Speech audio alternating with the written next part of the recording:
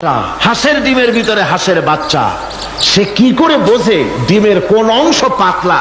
সে কিন্তু সব জায়গায় ঠোকায় না।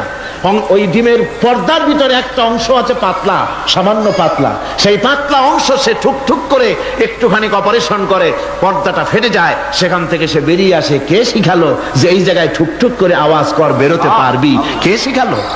আল্লাহ পাক শিক্ষা দিয়েছেন। এটা বায়ানের অন্তর্গত। মানুষকে দিয়েছেন বায়ান, ওকে দিয়েছেন শিক্ষা। হাঁসের বাচ্চা পানির ভিতরে ছেড়ে দিলে ওকে সাঁতার কাটতে হবে, কে শিখালো? আল্লাহ পাক। বাতাসে পাখিরা উড়ে বেড়ায় ডানা মেলে। আওয়ালাম ইয়ারাও ইলা তায়রি সাফাতিন ওয়া ইয়াকবিদনা মা ইউমসিকুহুন্না ইল্লার রহমান। দেখে নাকি তারা পাখিটি কেমন? মেলি দুটি লঘু ডানা, উড়িয়া বেড়ায় শূন্যের পরে নাহি তার কোনো মানা।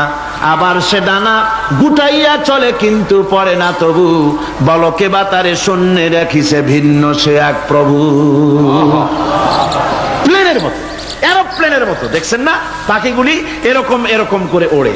আবার কখনো উঠতে গিয়ে আর ডানা দোলায় না, দুটো ডানা শরীরের সাথে মিশাইয়া একেবারে রকেটের মতো উড়ে চলে যায়, কিন্তু পড়ে যায় না। কে তাকে শূন্যের উপরে রেখেছে? জোরে কন, কে রেখেছে? এই